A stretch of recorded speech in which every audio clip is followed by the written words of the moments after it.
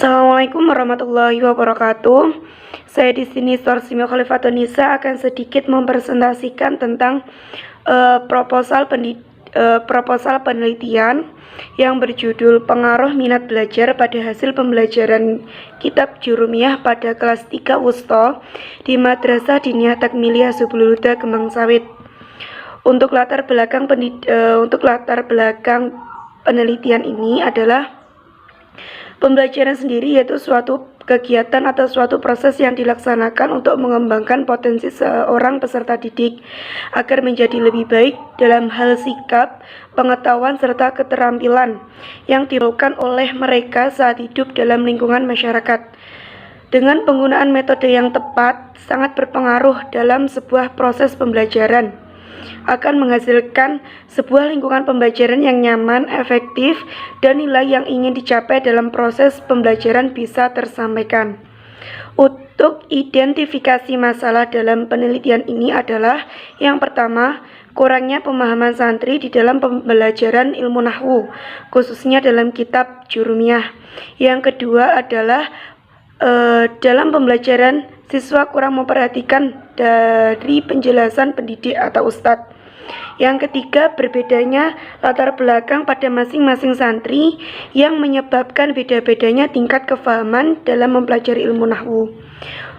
Yang selanjutnya yaitu kurangnya minat santri dalam mempelajari ilmu nahwu. Untuk pembatasan masalah di sini hanya pada pengaruh minat belajar pada santri kelas 3 Wusto pembelajaran kitab Jurumiyah. Untuk rumusan masalah, yang pertama, bagaimana pengaruh minat belajar terhadap hasil belajar. Yang kedua, apakah terdapat pengaruh yang signifikan dari minat belajar terhadap pembelajaran kitab Jurumiyah. Untuk tujuan penelitian, untuk mengetahui pengaruh minat tentunya terhadap hasil belajar.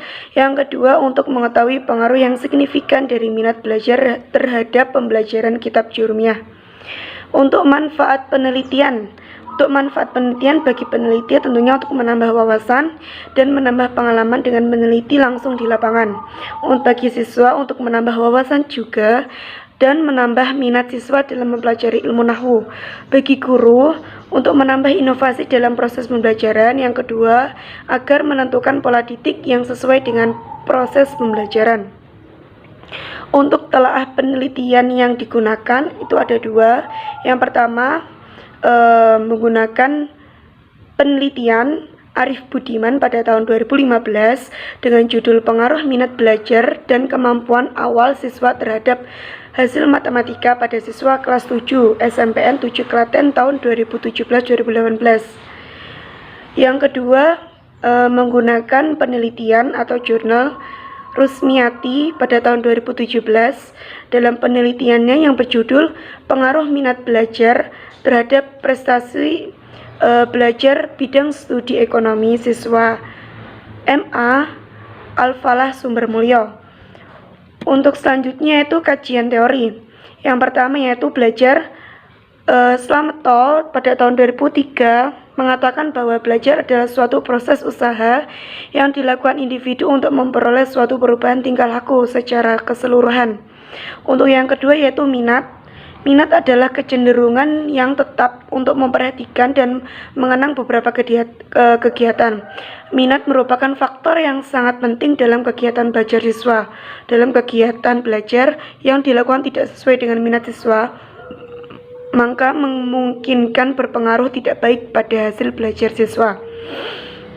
Yang selanjutnya yaitu kajian teori tentang hasil belajar. Untuk hasil belajar siswa adalah kemampuan yang diperoleh anak setelah melalui kegiatan belajar. Adapun penilaian hasil belajar yaitu proses memberi nilai terhadap hasil-hasil belajar yang dicapai siswa dengan kriteria tertentu.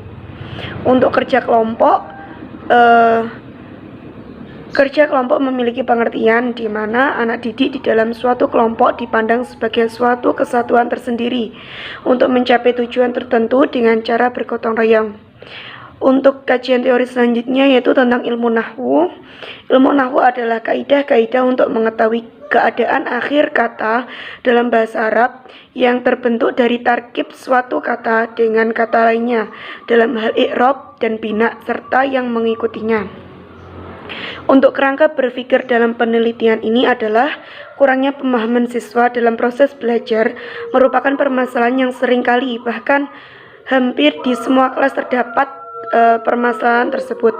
Dikarenakan kurangnya minat dari siswa itu sendiri merupakan faktor terbesar yang mengakibatkan kurang optimalnya dalam proses pembelajaran sehingga hasil belajar yang kurang maksimal. Disinilah peran guru sangat diperlukan. Adanya inovasi dalam proses pembelajaran tentunya akan berpengaruh dalam minat belajar untuk siswa. Yang selanjutnya yaitu hipotesis. Berdasarkan rumusan masalah dapat diambil kesimpulan bahwa minat berpengaruh besar pada proses pembelajaran, terutama di kelas 3 Wusto di Madrasah Diniyah Takmiliyah Sublul Huda, sehingga guru harus berinovasi agar minat siswa untuk belajar meningkatkan dan mampu meningkatkan hasil belajar mereka. Jenis penelitian di sini menggunakan penelitian kuantitatif. Untuk jenis penelitiannya menggunakan ex post facto. Ex post facto adalah penelitian yang melakukan penyelidikan secara empiris yang sistematik, di mana peneliti tidak mempunyai kontrol langsung terhadap variabel bebas karena fenomena sukar dimanipulasi.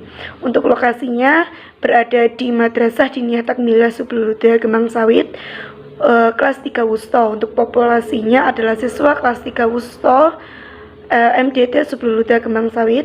Untuk sampelnya di sini kita pakai 2 kelas, yaitu kelas 3 Wusto A dengan jumlah siswa 25 dan 3 Wusto B dengan jumlah siswa 20.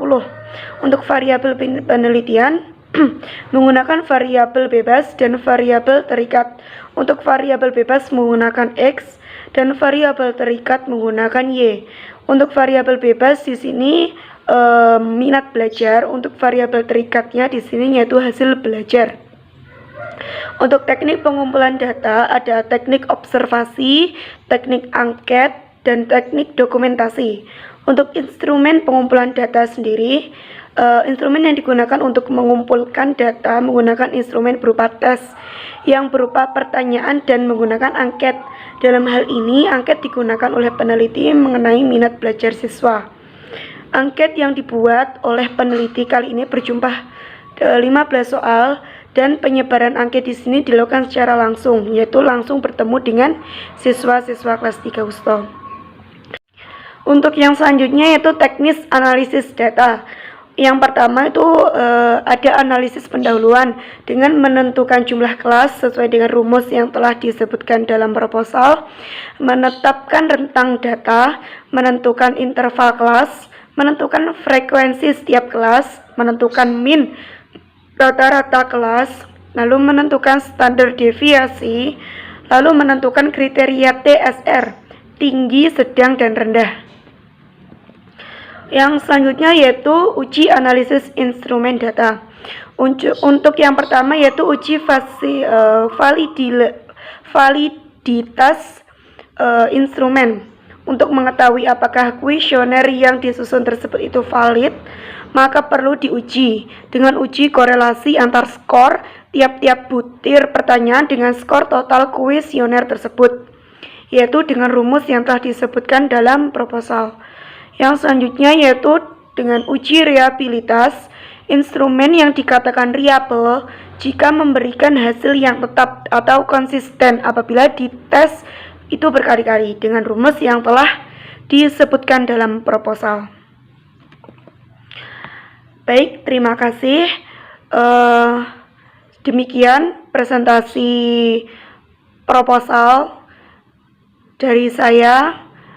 Selamat berproses untuk teman-teman. Semangat. Sekian dari saya. Terima kasih. Wassalamualaikum warahmatullahi wabarakatuh.